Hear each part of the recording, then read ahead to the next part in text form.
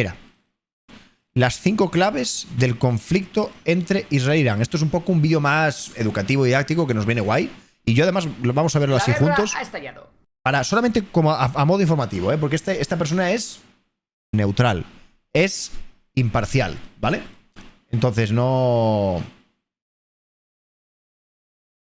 Esto es lo que mola, ver a un tío que simplemente informa, que no me está diciendo, pues mira, Israel es la polla o Irán es la polla, no. Quiero que me cuentes lo que ha pasado y aquí lo que vamos a ver, ¿vale? Así que, con vuestro permiso, palomitas y vamos lío. Israel e Irán se Encima está este formato de vídeos, yo no sé cómo lo hacen, tío, pero está chulísimo esto de pintar. encuentran sumidos en una escalada bélica de consecuencias imprevisibles a nivel mundial.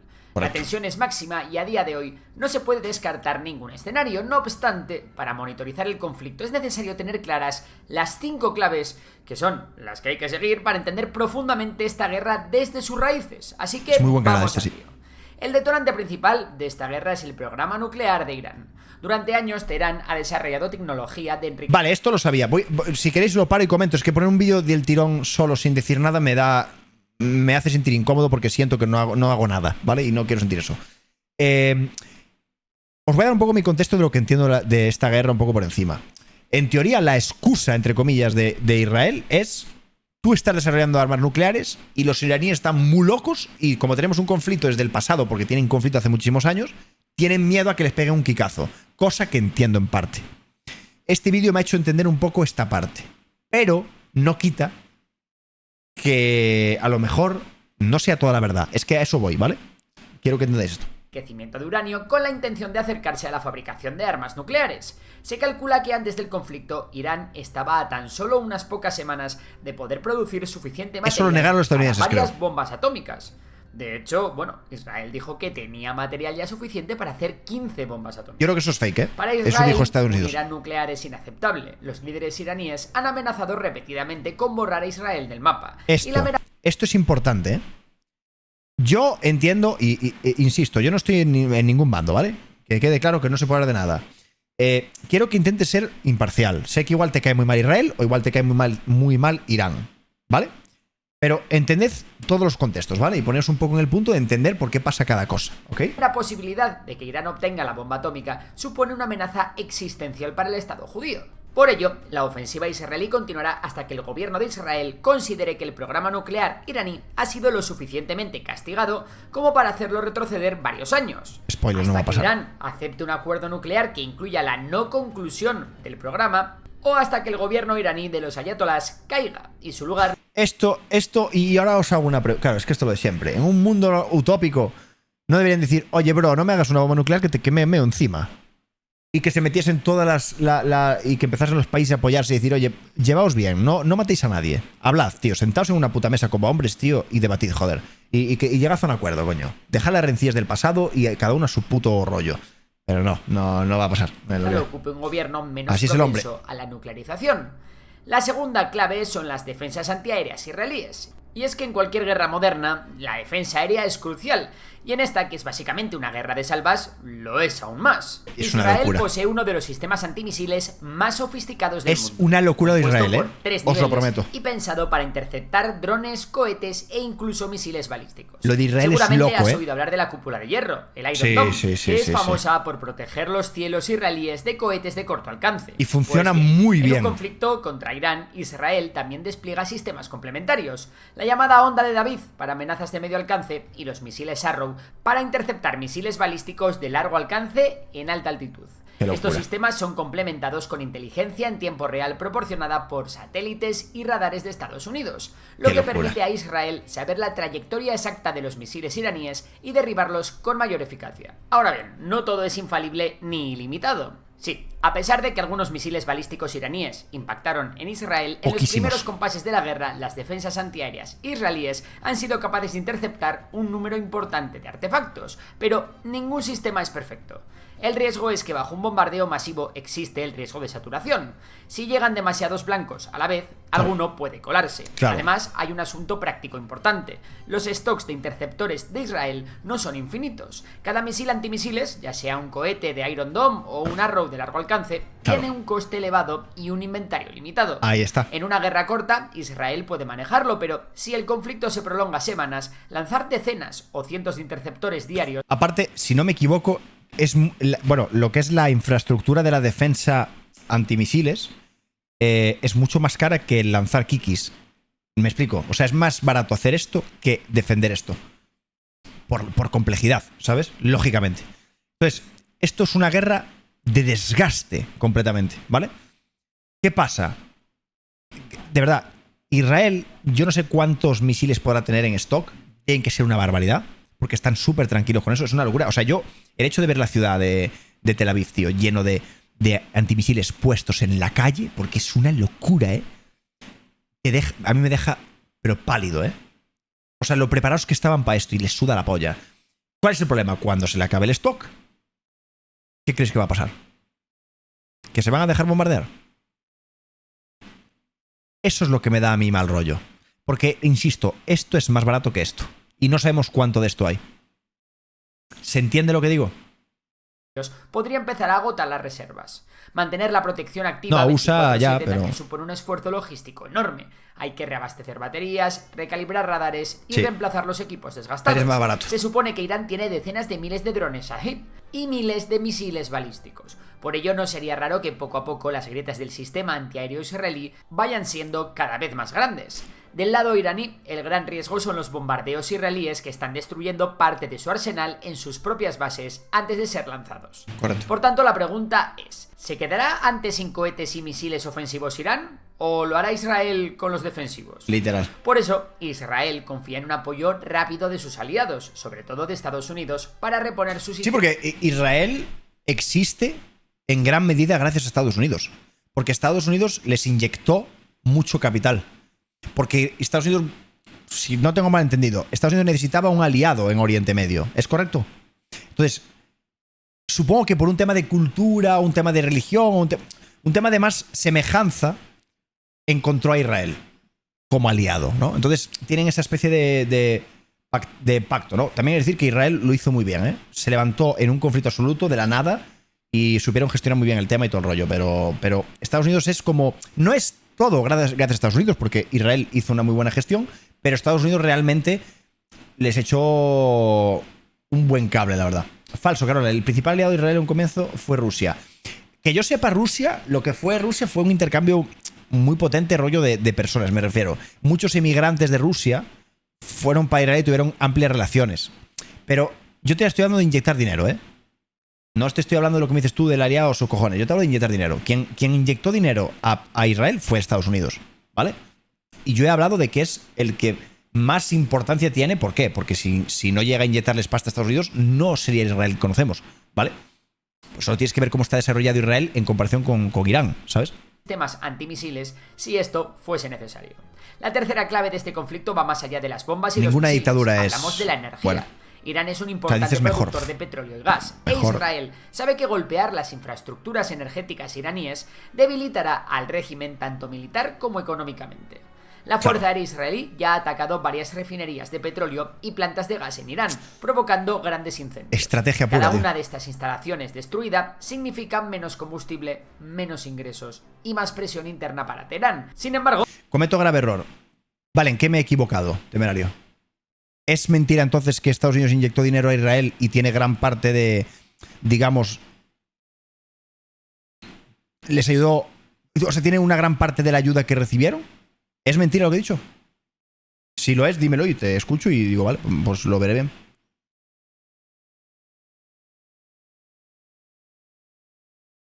Ojo, he dicho Estados Unidos porque es de quien ha hablado. Es el aliado que ha mencionado. Claro, si luego tú te quieres meter y a explicarme más allá todo el tema, yo he hablado de una cosa en concreto que es, él ha mencionado a Estados Unidos y te he explicado lo que ha hecho Estados Unidos. Vale, quiero dejar esto claro. Yo cuando hablo, a lo mejor no quiero explicarlo todo lo que sabéis vosotros, o a lo mejor hay cosas que yo sé que no quiero explicar, o hay cosas que no sé y no explico, ¿vale? Pero en este caso quería hablar concretamente de Estados Unidos. Y se sabe, y es cierto, que les inyectó pasta. Ya está. ¿Vale? Hay un punto crítico que aún no se ha tocado directamente. Si estoy equivocado, me lo dices. Planea sobre el conflicto. El estrecho de Hormuz. Este Vale, estrecho temerario, ok. es un paso marítimo vital que conecta el Golfo Pérsico con el Océano Índico. Por allí pasa aproximadamente una quinta parte del petróleo que consume el mundo y un cuarto del gas natural licuado mundial. Imagina lo que supondría cerrar esa llave del petróleo. Ya ves. Un shock energético global. Pero Pues global, bien, Irán ha insinuado muchas veces que, si se ve acorralado, podría bloquear el estrecho de Hormuz para cortar el suministro mundial y subir los precios del crudo, como medida de presión. De hecho, tan pronto como estalló esta guerra, los mercados petroleros entraron en pánico. El precio del barril se disparó alrededor de un 8% en cuestión de horas, por el miedo a que el conflicto interrumpa el flujo de petróleo en la región, aunque ya se ha normalizado. Muchos países están pendientes de este apartado porque sus economías dependen del oro negro que atraviesa ese estrecho. Ahora bien, ¿es factible que Irán bloquee el estrecho de Hormuz? Es más fácil decirlo que hacerlo. El estrecho de Hormuz es patrullado de cerca por la poderosa quinta flota de la Armada de los Estados Unidos, junto con buques de países aliados. Cualquier intento iraní de minar el estrecho, hundir barcos para bloquearlo o atacar petroleros probablemente desencadenaría una respuesta militar internacional inmediata. No obstante, si los hutíes pudieron bloquear el estrecho de Bab el-Mandeb con medios mucho más rudimentarios, Irán por poder podría. Además, hay otro detalle. La propia Irán necesita el estrecho para exportar su petróleo. No obstante, cuantas más instalaciones gasísticas y petrolíferas... Chavales, momento de comprar un Tesla. Yo ya lo he dicho. Iraníes sean atacadas, más posibilidades habrá de que Irán se atreva a cerrar el estrecho de Hormuz. Por otro lado, Israel podría tener en mente golpear la joya de la corona petrolera iraní. Está Elon Musk detrás de todo esto, lo sabía. La isla de Karg. Esta pequeña isla en el Golfo Pérsico, con apenas 24 kilómetros cuadrados, alberga la terminal petrolera por donde sale aproximadamente el 90% del crudo iraní. Es literalmente el cuello de botella de la economía iraní. Era sarcasmo. Durante la guerra de los años 80, Irán bombardeó Karg repetidamente, dejando las instalaciones en ruinas y asfixiando las exportaciones iraníes durante años. En el conflicto actual, Karg vuelve a ser un objetivo tentador. Un ataque exitoso allí dejaría a Irán casi sin capacidad de exportar petróleo, agravando drásticamente su crisis económica. De momento, Israel ha evitado atacar directamente esa terminal y otras refinerías enormes como la de Abadán. La idea de esto es no escalar la guerra a un punto de no retorno con consecuencias globales. Es que fíjate, sigue habiendo cierta reticencia a ser auténticos cafres, ¿eh? O sea, sigue habiendo un poco de... Oye, porque esto, claro, esto es un contexto de Segunda Guerra Mundial, tal y como estamos ahora en Segunda Guerra Mundial, esto, los países volarían, literalmente, o sea, pero instantáneo, así. Puto Oppenheimer, ¿eh? Catastróficas, pero la amenaza está sobre la mesa. Si Irán no cede, este podría ser el siguiente blanco. Del mismo modo, Irán ha advertido que si sus exportaciones son atacadas, tomará represalias contra instalaciones energéticas. Tío, es que lo de Estados Unidos es una cosa, tío. Están allí a tomar por culo, que es uno de los puntos que en la Segunda Guerra Mundial les vino súper bien, ¿vale? Están a tomar por culo del conflicto que siempre ha ocurrido en Oriente Medio, por ahí. Están a tomar por el culo, tío, les suda la polla y mandan en todo el puto mundo precisamente por eso. Están allí aislados y claro, como Latinoamérica para ellos es irrelevante y no les causa ningún problema, es que les da igual, están solos allí, no tienen nada. No tienen conflicto, no tienen competencia, les da igual. Es que les suda la polla. Y tienen esa suerte, son los bullies, literalmente, tío. O sea, es como... No sé, tío, viven una puta bruja, tío. De sus vecinos. Y realmente son ellos los que generan la gran mayoría de los problemas en el resto del mundo, ¿eh? Eso es real, ¿eh? O sea, porque estos conflictos, los que se meten estos tíos ahí en el medio, están metidos en todos lados. Estos cabrones que están a tomar por culo allí, ¿sabes? ¿Lo que significa? Es durísimo. Por ejemplo, Irán podría intentar dañar pozos o refinerías en países del Golfo Pérsico, aliados de Estados Unidos. Y ahora vamos con la cuarta clave del conflicto, la estabilidad del régimen iraní. A ver. O sea, tiene la realidad tan alterada que ellos te aseguran que la Segunda Guerra Mundial la ganaron ellos, tío. Cuando ni mucho menos es así, ¿eh? Que ayudaron un montón, hombre, por supuesto. Pero ni mucho menos. La situación para Irán es muy grave. La República Islámica de Irán, liderada por el ayatolá Ali Khamenei, se enfrenta ahora a su momento más crítico en sus casi 5 décadas de historia. El régimen ha sobrevivido a guerras, sanciones y protestas, siempre aferrado con puño de hierro. Pero esta guerra contra Israel está exponiendo graves debilidades. En cuestión de días, Israel consiguió lo que parecía impensable: aniquilar a buena parte de la cúpula militar iraní, destruir importantes bases y dejar en evidencia de los quicazos que le metieron se cargaron a muchos líderes, tío. Es verdad, enemigos. Imagina el impacto psicológico en la población iraní al ver que las instalaciones supuestamente seguras, como bases secretas o plantas nucleares, están siendo alcanzadas fácilmente por aviones israelíes. El mensaje es claro: el régimen es débil.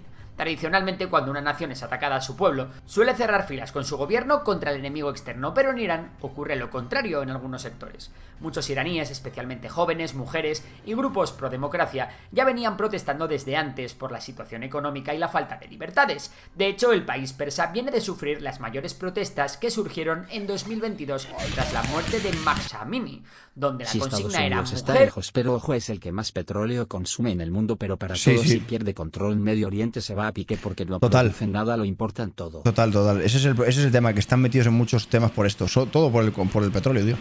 El petróleo es una de las mayores lacras que ha habido. Bueno, el petróleo no tiene la culpa, que son dinosaurios y cosas ahí que la Tierra ha hecho cosas ahí durante el paso de los años. Aparte, claro, como supongo, yo creo que Irán es uno de los lugares que más petróleo tiene, ¿no? Supongo que es por posición.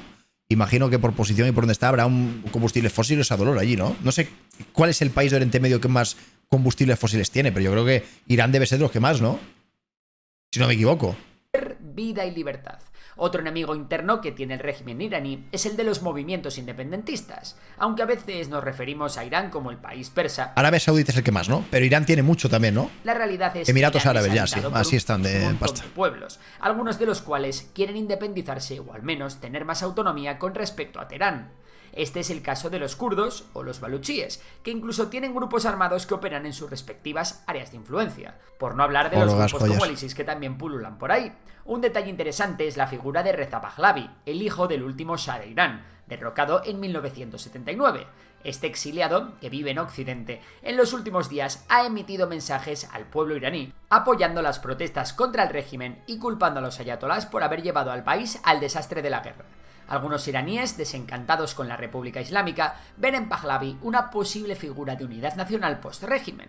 Y por último, tenemos que hablar de otra clave: las posibles intervenciones internacionales. Ningún conflicto de esta magnitud ocurre en absoluto aislamiento.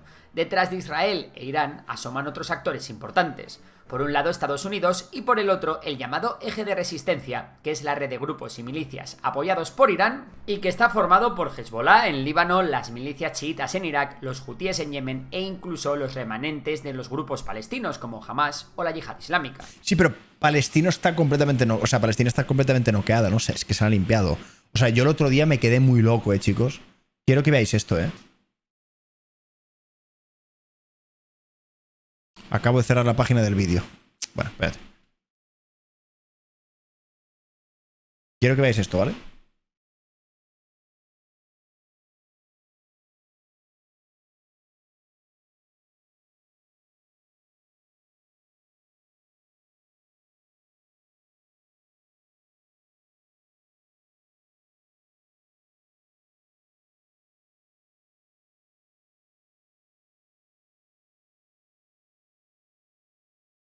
Un momento.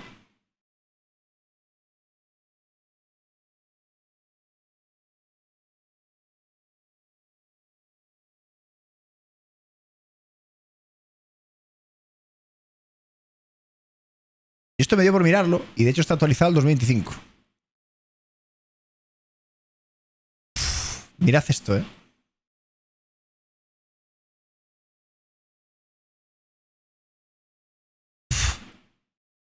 Es loco, No, mira.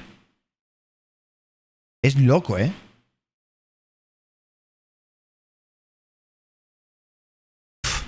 O sea, claro, más o menos vas leyendo cosas y sabes del tema. No hay nada, a ver, sí tienen, o sea, hay zonas que, bueno, están bien, pero mira, tío. O sea, aquí empieza el autocaos. Es lo que os decía, y esto todo son civiles, tío, ¿sabes? Que gente que ni pincha ni corta. Es que es demencial, tío. Y esto, yo qué sé, lo ves y... Yo qué sé, tío, es que no...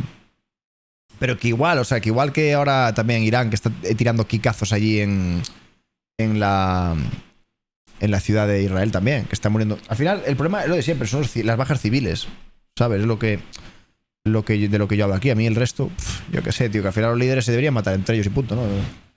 Es que es muy loco, es muy loco. O sea, a mí me impactó ver eso porque digo, hostia, tú, pero se nota mucho. O sea, yo sabía que estaba jodido el tema, pero no sabía hasta qué punto, ¿sabes? Irán cesa las hostilidades y retoma. El país con más petróleo del mundo es Venezuela. No sé si con el que más, pero desde luego es un país que tiene mucho petróleo y por culpa de un maravilloso hombre, pues no tenéis la explotación que os merecéis, claro, porque eso os daría mucho dinero. Sobre su programa nuclear podría haber una salida. ¿Las bajas civiles son un crimen de guerra? En un mundo realista deberían serlo, pero claro, ¿qué es un crimen de guerra? Claro, es que ¿cómo defines un crimen de guerra? ¿Qué haces con un crimen de guerra? Claro, o sea, si yo mañana de repente desde Galicia, desde Lugo, tengo una nuke y la tiro encima de Murcia, porque me sale de la polla. O sea, y España se quiere enfrentar a mí y no puedo, no lo consigue. ¿Qué pasa? ¿Quién me va a castigar? O sea, es un poco esto. ¿Quién castiga a esta gente? ¿Sabes? Eres un genocida. Sí, bueno, sí, pero sí, totalmente, pero yo no hablo de eso, no entres ahí. Hablo de ¿quién me va a castigar? ¿Cómo se me va a castigar? ¿Cómo debería castigárseme? ¿Entendéis a dónde voy? ¿Cómo castigas a Israel por lo que hizo? ¿Cómo castigas a Irán por lo que hace? ¿Sabes? Poner sanciones, ¿pero por qué? O sea, ¿de qué sirve poner sanciones? O sea, ¿de qué sirve las sanciones? O sea, quiero decir, mira las sanciones que le pusieron a la Alemania en la Primera Guerra Mundial. ¿Y qué pasó en la Segunda? La Segunda ocurre prácticamente directamente por la Primera, ¿sabes? ¿De qué sirve? Es que... ¿Entiendes? Es que estamos locos, tío, de verdad. Negociada. Ahogas la economía, pero es que da igual que ahogues la economía. Si ahogas la economía va a ser peor, va a ser más radicales. Insisto, mira lo que pasó en Alemania. Pero hoy por hoy, esa vía se ve lejana. La peor Alemania de la historia surgió de restricciones y de castigos, tío. ¿Entiendes lo que te digo? Y de frustración. La pregunta es, ¿intervendrá directamente? Sí, es el aire, chicos, lo siento, que está puesto el aire. ¿Estados Unidos con sus fuerzas armadas? Si la guerra empeora, es muy posible. Por ejemplo, Israel ha logrado golpear las instalaciones nucleares. También por lo que dice Forward. Pero claro, las sanciones lo que generan es pobreza. ¿Qué es lo que pasó en Alemania? La gente estaba muerta de hambre, estaba fatal el país. Ahogas a la población, que insisto, tiene que pagar siempre la puta población, tío. Yo supongo que tendrás que reventarte al que decido tiene un liderazgo, ¿no? No puede destruir completamente los complejos nucleares subterráneos. Solo Estados Unidos tiene las herramientas para eso. Es un tema, chicos. Los bombarderos B-2 furtivos y las enormes bombas antibúnker Moab capaces de penetrar grandes profundidades. ¡Qué locura! Así que si Irán no se rinde y el conflicto continúa, no sería sorprendente ver a Estados Unidos apoyando las operaciones ofensivas de Israel. ¿Creéis que Estados Unidos va a tirar algún quiquillo? Porque Trump, cuando entró la otra vez, vino muy chill, pero es que esta vez Trump viene con todo, ¿eh? Yo al Trump lo veo, tío.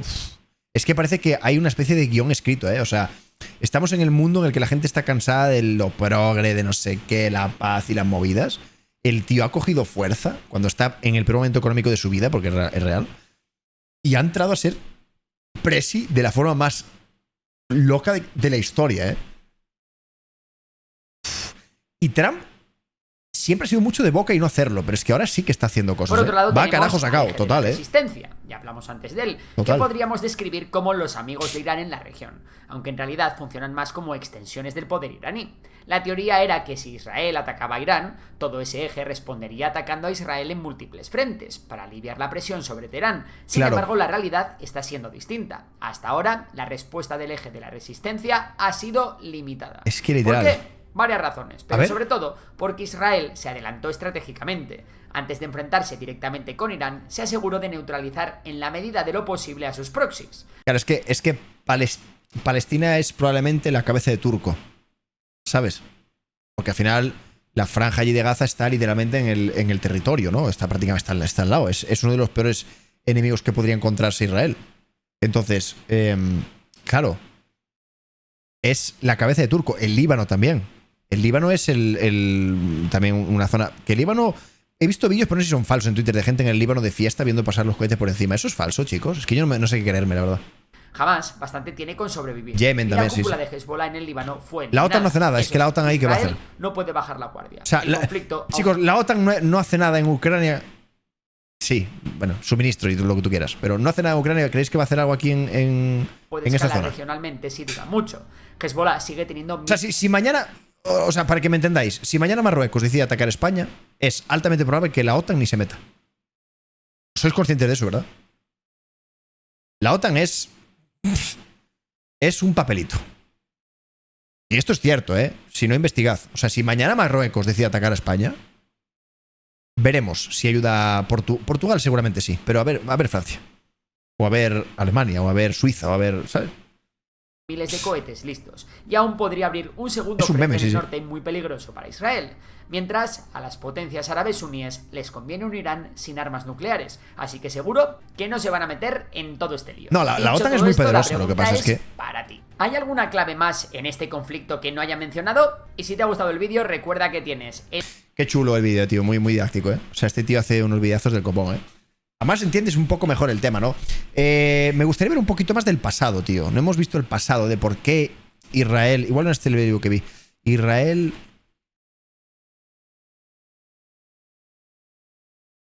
De dónde viene esto, ¿no? ¿De dónde viene este conflicto? Joder, lo que me interesa a mí, ¿sabes? O sea, ¿por qué, la guerra ¿por qué están tan picados? ¿Sabes? Son muchas movidas. Sí, son muchas movidas, lo sé, pero...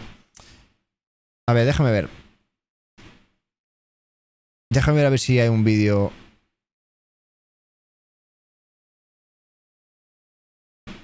¿Qué países apoyan las 5 claves? Te lo hemos visto ahora, ¿no?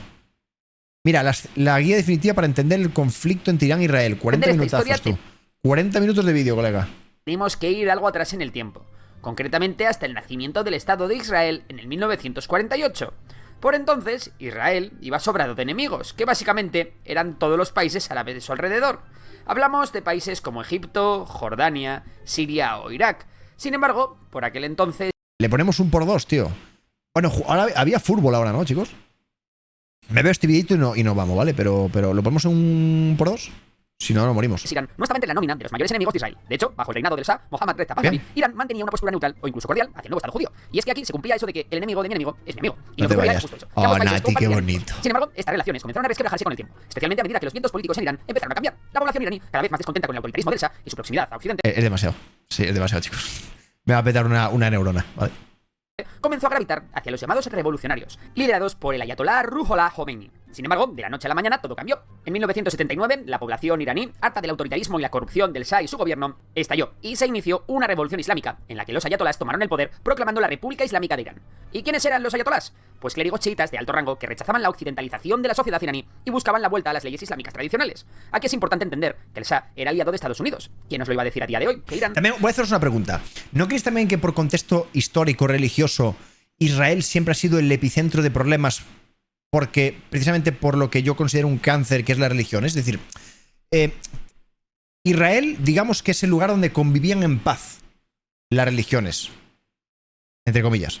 Entonces, yo creo que es bastante carne de cañón que sea un lugar donde siempre va a estar condenado a tener conflictos, tío, con países vecinos, o sobre todo con el mundo islámico, ¿no? Porque el mundo islámico es muy conflictivo. Las cosas como son, ¿vale? Hablo a nivel extremista, porque el cristianismo más extremo es de las peores cosas que les ha pasado a la Tierra también, a la humanidad, pero no es como era antes. Hace muchos años que ha cambiado esto, ¿vale? Se entiende lo que digo, ¿no? Entonces, hay una clara diferencia entre lo que es la extrema del mundo islámico como la extrema del mundo cristiano. Acabó hace mucho tiempo, yo creo, ¿vale? Sigue habiendo, obviamente, gente con pensamientos súper locos, pero no es el mismo impacto, ¿vale? Entonces, Israel está, tío, pero es que en el medio de todo el meollo. Es un mejunje de que si Jesucristo allí, que si los romanos, que si viene después Maduro y dice que los españoles crucificaron a Jesucristo, bueno. Pudiese ser aliada de Estados Unidos, ¿eh? Pero sí, lo era. Y claro, eso es algo que los ayatolás no estaban dispuestos a consentir. Así que lo dicho, los ayatolás, liderados por... No, es correcto. Los judíos siempre han tenido... Pero yo creo que es un poco por eso. Es todo religión, tío. El famosísimo Khomeini. Echaron al Shah. Pero bueno, yo, sinceramente, lo de Hitler con los judíos creo que era por otros motivos, ¿eh? O sea, el odio de Hitler, yo lo puedo entender un poco más como una forma de unión, un pensamiento común por un odio extremo nacido por parte también que le comieron el coco, sobre todo su segundo. Le comieron tanto el cono y el coco, y también fue un poco para hacer que la gente... Motivos raciales, aparte de motivos raciales, que también lo era, yo creo que es un poco más, lo que dices, un poco más étnico y sobre todo para generar una especie de unión contra algo. Porque eso funciona con una población. ¿Tú por qué te crees que él tiró mucho de la raza aria, tío? Porque al final creas un sentimiento único de una Alemania única y especial. Y eso crea un extremismo muy tocho en una población que está crispada, como os decía antes, porque ha sido masacrada a nivel restricciones europeas por la Primera Guerra Mundial. Estaban reventados. Y la gente estaba harta, tío. ¿Sabes? Entonces, claro, un chivo expiatorio es un poco ese rollo. Entonces no lo entiendo igual. Tomaron el poder, ¿sabes? Y cambiaron Irán por completo, instaurando una teocracia. Khomeini adoptó una postura abiertamente hostil hacia Israel, marcando un giro de 180 grados en la política exterior iraní. Este cambio no fue solo retórico, se tradujo en acciones concretas, como el cierre de la embajada israelí en Teherán y la apertura de una embajada palestina. El mensaje era claro: a los judíos ni agua. Y el propio Khomeini calificó a Israel como un enemigo del Islam y un cáncer. Las relaciones previas entre Irán e Israel incluían cooperación militar, venta de petróleo y proyectos agrícolas. Con la revolución, estos lazos se cortaron. Irán cerró los canales de comunicación con Israel y comenzó a desarrollar una estrategia con la que sigue a día de hoy. ¿Cuál? Muy sencillo: financiar y apoyar a todo aquel que quiera hacerle daño a Israel. De esta forma, Irán se volcó en apoyo a movimientos y grupos opuestos a Israel, como la Organización para la Liberación de Palestina, la OLP, y más tarde a Hezbollah en el Líbano, con quien Israel libró una guerra en 2006. Irán también apoyó a Hamas y a la Yihad Islámica en Gaza, con quien Israel lleva palos desde la primera intifada a finales de los 80, o al régimen de Bashar al-Assad en Siria. De hecho, el capítulo de Siria merece un vídeo aparte, ya que allí Irán ha tenido y tiene tropas desplegadas en el país apoyando al régimen de Bashar al-Assad contra los grupos rebeldes extremistas. Pero parece, si me pongo a hablar así un rato, va a haber gente que entra al directo y crea que está el directo en por dos, se va a rayar. Israel ha realizado numerosos ataques aéreos en Siria, dirigidos contra fuerzas iraníes y de Hezbollah, con el objetivo de evitar que Irán establezca un corredor terrestre hacia Líbano y posicionarse en sus fronteras. Por su parte, Israel no se ha quedado de brazos cruzados, aparte de intentar debilitar a los grupos proxies iraníes en toda la región lo máximo posible. Israel ha recurrido a la guerra sucia contra Irán, haciendo todo lo posible por debilitar al régimen de los ayatolás. De hecho, Israel ha sido acusado de apoyar a grupos opositores dentro de Irán y sus alrededores. Otro campo de batalla ha sido la guerra cibernética y el espionaje, con ambos países lanzando ciberataques contra infraestructuras críticas y sistemas de información del otro. Pero si hay algo que ha provocado tensiones por encima del resto de cosas, ha sido el programa nuclear iraní. Cosa entendible después de las múltiples ocasiones en las que el líder supremo de Irán, el ayatolá Ali... Tú, por cierto, es que la inteligencia de lo que es en el mundo cibernético de Israel es súper poderosa, Israel tiene por habitantes eruditos, Esto no es broma. Tiene los mayores cocos que ha visto la Tierra, porque invirtieron mucho en eso también. Lo hicieron muy bien, en desarrollo, en I+D, les dice, ¿no?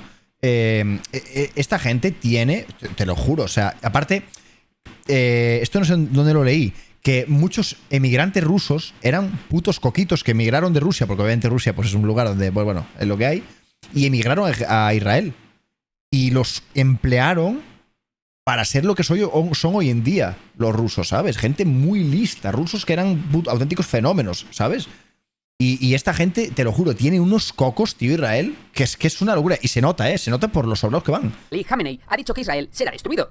El caso es que durante este siglo Irán ha avanzado bastante en el enriquecimiento de uranio. Ya, Barbie, que eso ya... es posible que aún no las tenga. Irán sí que está muy cerca de poder producir armas nucleares. Israel y Occidente han tratado por todos los medios de parar este programa nuclear, aplicando severas sanciones contra Irán e incluso retrasándolo varios años mediante un virus informático conocido como Stuxnet, que se cree que fue conjuntamente desarrollado entre Israel y Estados Unidos. Además, Israel también ha sido acusado por Irán de estar detrás del asesinato de varios científicos nucleares iraníes a lo largo de los años. Es que son todas especulaciones, llevados a cabo mediante bombas, disparos y un largo etcétera, también han podido retrasar el programa nuclear. Es que ni sabemos lo que es real, último, eso y no por es lo ello peor. Menos importante, también ha habido reportes de explosiones y actos de sabotaje dentro de Irán que han afectado a su infraestructura nuclear y militar. Por ejemplo, en julio de 2020, una explosión dañó significativamente la instalación de enriquecimiento de uranio de Natanz, en Irán. Aunque Israel no confirmó su participación, es muy posible que Tel Aviv estuviese detrás. Así que entre unas cosas y otras, a medida que ha ido pasando el tiempo, las relaciones entre Irán e Israel han ido peor. Pero venga, sé que estáis aquí porque queréis enteraros de qué leches ha pasado esta vez. ¿Por qué Irán ha bombardeado suelo israelí? Pues para saber eso, nos tenemos que ir una vez más al día 7 de octubre de 2023, momento en el que Hamas realizó su ataque a Israel, en el que murieron al menos 1.200 israelíes y en el que varios... Claro, este es el tema. O sea, yo... Por esto os voy a contar un poco el contexto que yo tengo, que tampoco sé demasiado. O sea, veis que entiendo algo del tema y más o menos, pero no tengo tampoco demasiados datos. Entonces también me gusta leeros porque aprendo, ¿vale? Entonces, ¿qué ocurre aquí? Yo lo que tengo entendido es, quien inició un poco esto fue Palestina con este atentado que fue en un festival. ¿Es correcto? O sea, esto fue, digamos, la excusa de Israel para decir, ahora te voy a reventar la puta cara. Entiendo. Omitiendo todos los conflictos previos de años anteriores. Pero digamos que esto fue, digamos, la gota que colmó el vaso para decir a Israel, tengo una excusa. ¿Se entiende, no? Sí, pero fue jamás. Sí, fue un grupo terrorista, lo sé. Pero sí, que da igual, que no a ver, que parece que tengo que explicarlo todo. No quiero decir que justifique eso, asesinatos civiles. Creo que no hace falta que lo explique, ¿vale? Pero lo digo por si acaso, ¿vale? Pero creo que entendáis que es como la cabeza turca que yo pongo aquí. ¿Se entiende lo que digo, no? Tengo que hablar con un cuidado hoy en día en internet que es complicado esto, ¿eh? Centenares de civiles fueron tomados como rehenes. Como todos a estas alturas sabéis, el primer ministro israelí, Benjamin Netanyahu, respondió a este ataque con mano de hierro, iniciando una campaña de bombardeos y una ofensiva terrestre contra Hamas en Gaza, que sí, ha golpeado muy duro a la organización, pero también ha provocado una masacre entre la población civil y la destrucción de gran parte de los edificios e infraestructuras de la Franja de Gaza. Pues bien, Irán ha hecho todo lo posible por defender a sus aliados palestinos, y eso ha incluido el movilizar a todos sus aliados que conforman el eje de resistencia. Hablamos de los hutíes de Yemen, de las milicias chiitas iraquíes o de la mismísima Hezbollah. Así que... Pero es que se entiende perfectamente. O sea, ¿quién no defendería a un país que está siendo bombardeado sistemáticamente? ¿Sabes? Al atacarse directamente, la tensión entre Israel e Irán ha aumentado hasta cotas inimaginables desde hace unos meses. Recordemos que Irán está gobernada por una dictadura teocrática y que Israel tiene el gobierno más ultranacionalista y extremista de las últimas décadas. Pues bien, esta especie de pacto no escrito de no atacarse directamente cambió el 1 de abril de 2024, cuando la aviación israelí bombardeó un edificio anexo a la embajada iraní en Damasco, en un momento en el que se celebraba una reunión militar de máximo nivel. El ataque dejó 16 muertos. Como es lógico, tras el ataque y la muerte del querido general iraní, los ayatolás prometieron venganza. Y finalmente Irán acabó respondiendo. La respuesta fue un ataque coordinado con Hezbollah y los hutíes, en el que desplegaron misiles y drones dirigidos hacia varias instalaciones estratégicas israelíes. La mayoría de estos proyectiles fueron interceptados por los sistemas de defensa. Es que, ¿os dais cuenta? Es que, ¿os dais cuenta el poder que tiene esta puta gente? O sea, le han atacado sistemáticamente desde 1, 2, 3, 4 frentes y han parado el 95% de los misiles, tío. Es que, ¿sois conscientes, tío? De esta gente lo chetada que está.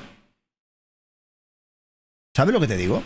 Eso es lo que estábamos hablando, de lo desarrollados que están, tío. Varias instalaciones a nivel militar estratégicas israelíes. La mayoría de estos proyectiles fueron interceptados por los sistemas de defensa aérea israelí. El gobierno de Netanyahu... El Líbano, pero aquí el Líbano... O sea, a ver, Líbano...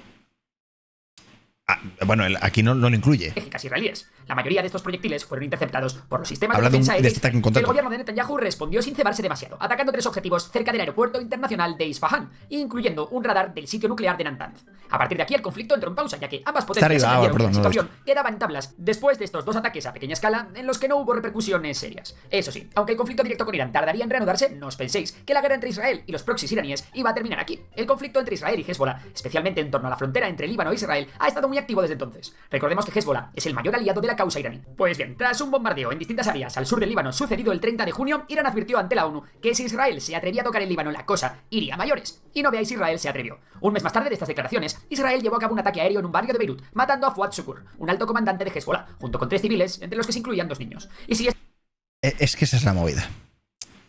Que yo te digo, o sea, y honestamente, que se cargan este paisano, pues forma parte un poco del tema, ¿sabes? Este pavo habrá hecho también sus cosas, ¿sabes? Pero es que el problema viene cuando hay gente que está allí haciendo su puta vida, que no sabe ni siquiera lo que está ocurriendo, y les cae un Kiko. ¿Entiendes lo que te digo? Esto ya era una razón de peso para animar a Irán a escalar el conflicto. La siguiente ya ni te cuento. Ismail Haniyeh, líder de Hamas, fue abatido por un ataque israelí. Daños colaterales, ya, pero joder, alguien tiene que pagar por eso. No es un golpe tan duro a nivel organizativo para Hamas, puesto que su estructura no es muy jerárquica, pero sin duda es un enorme golpe a nivel psicológico. Y ya no solo para Hamas, sino también para Irán, que no ha podido defender a un aliado de tal magnitud en su como digo Israel, digo otro sitio. Pero todo esto no es nada en comparación con lo que vino después. Y es que Israel definitivamente se puso entre ceja y ceja a acabar con Hezbollah. Para comenzar a debilitar a la organización libanesa, Israel ejecutó la explosión de los dispositivos de comunicación de Hezbollah. Eso fue una locura. Miles de heridos y dejando a la organización muy mal comunicada. Es que esto es una de las operaciones de inteligencia más impresionantes de la historia. Esto es una locura. Es que mirad el nivel de esta puta gente, ¿eh? Esto fue una puta locura, ¿eh? Qué ataque más silencioso, ¿sabes? Esto... O sea, es que... O sea, tú ponte que te estás enfrentando a esta gente. Es que da miedo, loco. O sea... El siguiente paso por parte de Israel fue la eliminación de la cúpula de Hezbollah, incluyendo a su histórico líder Hassan Nasrallah, que llevaba dirigiendo la organización desde los años 80 y que era una persona muy querida por el régimen iraní en general y por el ayatollah. Sí, totalmente, lo del Mossad. Sí. A su vez, la aviación israelí llevó a cabo una campaña contra los depósitos de armas y cohetes de Hezbollah, diezmando su capacidad ofensiva. Finalmente, Israel ha lanzado una oportunista operación terrestre que conlleva una nueva invasión al Líbano. El objetivo de esta invasión parece ser la expulsión de Hezbollah al norte del río Litani, con el fin de, una vez más, crear un colchón que aleje a Hezbollah y a sus drones y cohetes de corto alcance de la frontera. Según el gobierno israelí, el objetivo es que los 90.000 desplazados israelíes, fruto de los ataques de Hezbollah, puedan volver a sus casas. Hasta el anuncio de la invasión terrestre por parte de Hezbollah, todo el mundo se hacía la misma pregunta. ¿De verdad Irán no va a hacer nada? ¿Va a dejar caer a sus aliados así como así? Pues bien. Esto lo vi cuando hace muy poco, bueno, cuando empezó este conflicto, ahora ya el conflicto que estoy hablando y el conflicto tocho, que siempre lo ha habido, ¿no? Pero ya algo que ha escalado mucho y se nota mucho que ha escalado un montón. O sea, yo sí que leí y escuché muchas veces de que Irán no iba a responder. Muchas veces, como dije, ya está, no va a pasar nada al final, se van a quedar con eso. Yo no sé, yo dije, es que después de la que le acaban de pegar, lo dudo mucho. El 1 de octubre de 2020. Y es cierto que los diezmaron bastante. 24, Irán realizó su segundo ataque directo a suelo israelí. Esta vez, el ataque, compuesto por al menos 180 misiles balísticos, tenía como objetivo 3 instalaciones militares israelíes. A pesar de que Jordania y Estados Unidos colaboraron a la hora de derribar algunos de estos misiles, muchos de ellos impactaron en suelo israelí. Este ataque abre la puerta a una nueva escalada de tensión en Oriente Medio, una escalada que no sabemos a dónde nos puede llevar. Como decía el tío de Spider-Man, un gran poder conlleva una gran responsabilidad y el petróleo es un gran poder. En concreto, en la cuenca del Zagros, en Oriente Próximo, se encuentra una de las mayores reservas de este poder de todo el mundo. No muy lejos del lugar, que es la cuna de la civilización humana, los dinosaurios y otras muchas especies del Mesozoico dejaron sus restos, y la geología hizo el resto. Y voilà, millones de años después, la caída del Shah de Persia y una revolución islámica llevaron a que todo este petróleo fuera a parar a las manos del actual enemigo acérrimo del tío Sam y de los saudíes, Irán. 2 décadas antes de esta revolución, que fue en el año 1979, Irán ya se había embarcado en el proyecto del que también sería socio fundador, la Organización de Países Exportadores de Petróleo. Pero con la revolución iraní, la política petrolera de Irán tenía un cambio drástico, y se iniciaría de esta forma su era de la influencia en el Oriente Próximo. Una era en la que los iraníes se convirtieron en un actor clave en el mercado energético global y en la geopolítica mundial. Por esto mismo, y por ser el centro de la segunda rama más importante del Islam, el chiismo, Irán ha conseguido hacer valer su poder y generar una esfera de influencia digna de la potencia geopolítica que es. Hoy en Memorias de Pez os vamos a contar quiénes son los aliados del país de los ayatolás y os vamos a dar todas las razones que existen detrás de estas alianzas. De la primera que os vamos a hablar es de la alianza con Bagdad. A pesar de haber sido enemigos acérrimos y de haberse enfrentado en una guerra hace poco más de 30 años, Irak e Irán actualmente forman una alianza estable. Su acercamiento se ha visto influido sin lugar a dudas por la caída de Saddam Hussein y el cambio político en Irak. Esto ya sabéis, esta es la época turbina con Estados Unidos. Que vino de la mano de la invasión estadounidense en 2003. Este cambio político llevó al poder a una mayoría chiita que ha reforzado enormemente los lazos con su vecino Irán, fomentando la conexión religiosa entre los dos países y haciendo rechinar los dientes a la Casa Blanca. Más allá de la conexión religiosa, el apoyo militar y de seguridad a los iraquíes por parte de Irán ha sido un factor clave para este acercamiento. Con este apoyo, ambos países han hecho frente a grupos terroristas como el ISIS. También el apoyo económico desde Teherán ha sido clave. Irán suministra electricidad y gas natural a Irak, lo cual es crucial para la infraestructura energética iraquí. Por cierto, cuando os hablamos de apoyo militar, es clave que entendáis el modus operandi que tiene Irán con sus aliados en la región.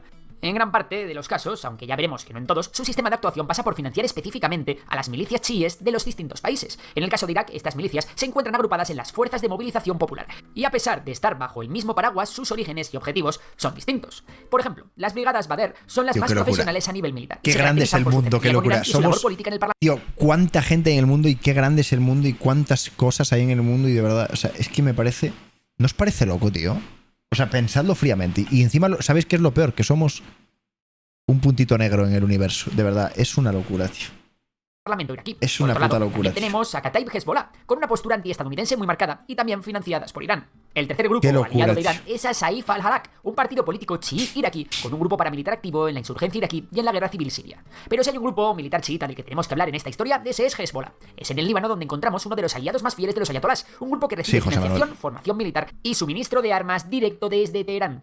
El grupo cuenta con un arsenal de decenas de miles de cohetes y misiles y miles de combatientes altamente entrenados. Hezbollah, que fue fundada en Líbano a principios de la década de 1980, ha evolucionado desde un movimiento de resistencia armada contra la ocupación israelí del sur del Líbano hasta convertirse en un actor político y militar de primer orden en el país y en la región. Y sí, amigos, como buenos aliados de Irán, Israel sigue siendo su principal objetivo. Por supuesto, si eres enemigo de Israel es muy probable que te conviertas en aliado de Irán, a pesar de que Hamás decidió apoyar a los opositores sirios en la primavera árabe de 2011, cosa que no gustó nada en Teherán. En la última década, la situación particular de la Franja de Gaza ha hecho que el grupo islamista y Teherán hayan fortalecido sus vínculos. Y por supuesto, con el inicio de la guerra entre Israel y Hamás, todo se ha polarizado aún más. Y dentro de esta política de bloques de Oriente Medio, Hamás e Irán se han estrechado fuertemente la mano. Esta relación no deja de tener sus contradicciones, ya que mientras que los iraníes son chiitas, el grupo palestino profesa el sunismo. Además de Hamás, otros grupos armados palestinos, como la Yihad Islámica, también suní, o el FPLP, han recibido el apoyo de Irán. Otro grupo que forma parte de la amplia red de milicias armadas que apoya a Teherán es el de los hutíes en Yemen. Estos durísimos combatientes del desierto son un grupo rebelde de la región de Saada, en el norte de Yemen, y pertenecen principalmente a la comunidad saidí, que es una rama del Islam chiita.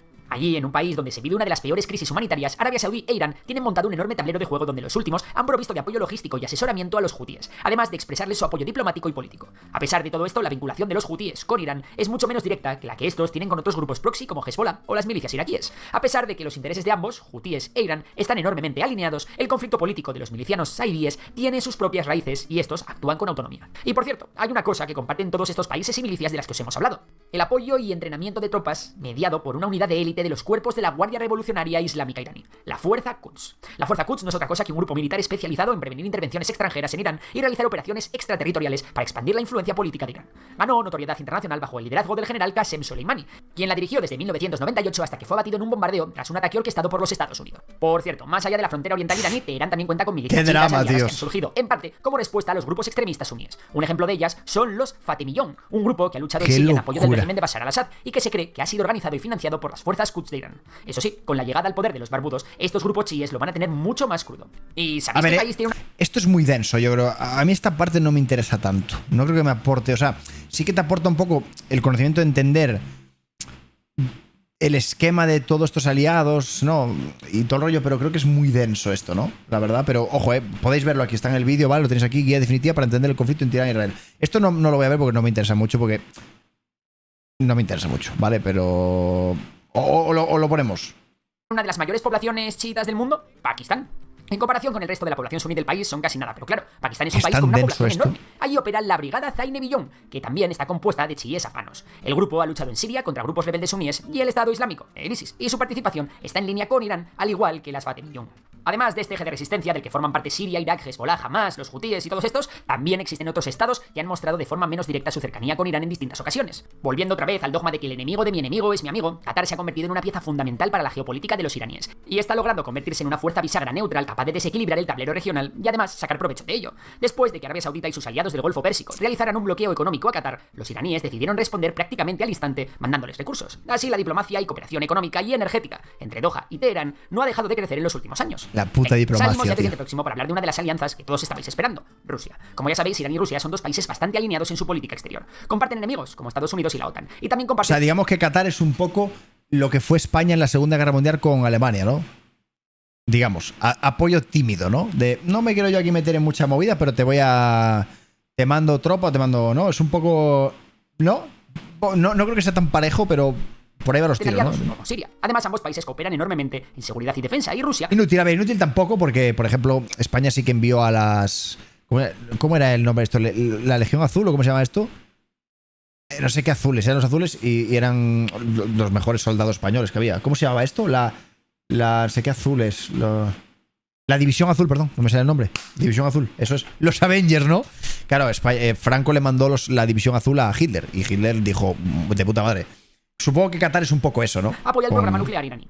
No obstante, ambos claro, es que Qatar no se sabe claro, es gente que por su influencia en Siria. En cuanto a la OTSC, que es esa mini OTAN que forma Rusia, Qatar, Irán no forma parte. Pero sí, ¿qué gana Qatar con meterse aquí? Es que está muy alineada con esta. A pesar de ello, Irán se lleva muy bien con países como Turkmenistán, con quienes tienen frontera en común y un volumen considerable de comercio, o con Uzbekistán, con quien comparte políticas comunes respecto al narcotráfico. Luego están Armenia y Azerbaiyán. Generalmente el vínculo iraní con Yerevan ha sido más sólido que el que tiene con Bakú. No obstante, el acercamiento de Armenia a Occidente ha hecho que la postura se enfríe un poco. A pesar de todo, Irán es el único aliado potencial que los armenios tendrían en caso de que el conflicto con Azerbaiyán se caliente aún más. Eso sí, aunque Azerbaiyán no sea del agrado iraní y apoya a Israel y a Occidente, la población azerí en Irán es enorme, algo que los ayatolás no pueden tomar a la ligera. Respecto a la relación entre Irán y China, ambos países se han alineado en un frente común contra influencias occidentales. Resulta que desde Pekín saben perfectamente que su gran proyecto de la nueva ruta de la seda pasa por Teherán, figurada y literalmente. Esto ha hecho que las relaciones de cooperación entre ambos países se hayan visto fortalecidas. Tío, tanto que han... los chinos, no comen los chinos, ¿eh? A mí los chinos sí que me dan miedo, ¿eh? Los chinos que están ahí, los chinos... Mientras no les hagan mucha cosa, están tranquilitos ellos, ¿eh? Pero nos comen los chinos, ¿eh? Los chinos sí que me dan miedo, ¿eh? Hay muchos chinos. Firmado un acuerdo estratégico en el que China invertirá en energía e infraestructura para Irán durante al menos 25 años. No obstante, ya sabéis cómo se las gasta China en la política internacional. Te dan la mano, pero nunca se dejarán coger el brazo. De esta forma, la diplomacia del país asiático es cautelosa y busca no perder el equilibrio que tiene con sus relaciones internacionales. Para acabar, hacer una breve mención a ese eje antiimperialista contra los yanquis del que Irán también forma parte. Cuba, Venezuela y Corea del Norte son países que más por el India no está tan desarrollada como China. Han visto sus intereses alineados con Teherán en distintas ocasiones. El armamento nuclear es la mayor herramienta de disuasión que existe, y es que este es tan destructivo que nadie se quiere meter con aquellos que lo poseen. Por eso las grandes potencias nucleares quieren aprovechar esta ventaja estratégica, impidiendo que otros países puedan acceder a ella. Y para eso se firmó el Tratado de No Proliferación de Armas Nucleares. Según este acuerdo, solo 5 países tienen permitido poseer tecnología nuclear: Estados Unidos, Reino Unido, Francia, Rusia y China. Tío, de verdad, pensadlo fríamente, qué turbio es esto, ¿eh? Que en un papel, tío, haya firmado la peña y decir, vale, bro, te prometo, bro, que no te tiro una puta nuke, ¿sabes? ¿Me dejas tener nukes aquí de puta madre para amenazar, ¿sabes? Tener una pipita aquí para enseñarla solo. Y te prometo, bro, te prometo que no tiro ningún quiquito de estos. Hostias, es súper turbio, ¿eh? Esto es súper turbio. Lo de las nukes es súper turbio. Hacerlas es tenerlas. Es súper turbio. Porque esto es... Es que no hay nada de razonable en un conflicto nuclear. Es que es una barbaridad. O sea, si tiene que haber guerras, que las haya como siempre las ha habido, tío. Pero lo de las nucleares, esto... Es que porque como que está ahí un poco el tema y yo qué sé, se ha olvidado un poco. Pero es que lo que pasó en Japón, tío... En Nagasaki, esto es que si lo piensas fríamente... Tú solo piénsalo fríamente, ¿eh? Y hoy en día las bombas nucleares son peores todavía. Es que algunos países como India, Israel o Pakistán... O sea, eso te lleva al... O sea, es que una bomba nuclear te lleva al paleolítico, tío. Es que... O sea, no es broma, ¿eh? No lo han bueno, sí, sobrevivimos todos, ¿no? Y se han apuntado a eso de tener armas nucleares. Pero ahora hay un chico nuevo en el barrio, un país que está desarrollando un programa para obtener armamento nuclear, lo que le ha costado una gran cantidad de sanciones por parte de sus rivales geopolíticos. Hablamos de Irán, así que en el vídeo de hoy vamos a responder a varias preguntas. ¿Cómo empezó todo esto? ¿Cómo va el programa nuclear iraní? ¿Qué consecuencias tendría que Irán acabe teniendo armas nucleares? Pues venga, que hoy, en Memorias de Pez, os lo vamos a contar. El programa nuclear iraní comenzó en 1957, cuando Estados Unidos firmó un acuerdo de cooperación nuclear civil con Irán llamado Átomos para la Paz, que ya había firmado con más países. La intención era ayudar a Irán a desarrollar energía nuclear para fines civiles, es decir, para producir electricidad. Obviamente, en ese momento, nadie imaginaba el tremendo lío que se iba a montar. El Shah de Irán, Mohammad Reza Pahlavi, que era amiguito de Occidente, decidió que su país se uniese al Organismo Internacional de Energía Atómica, una agencia creada para promover el uso pacífico de la energía nuclear y asegurarse de que no se utilice con fines militares. Asegurarse. Vosotros, vamos a ponernos en un plano un poco conspiranoico y un poco loco, ¿vale?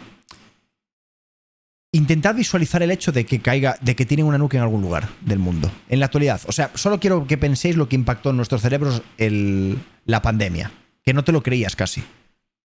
O sea, quiero que intentéis hacer el esfuerzo de visualizar de que eso ocurra. Tío. Es una locura. O sea, automáticamente es como si volviésemos a la Segunda Guerra Mundial, pero peor, ¿sabes?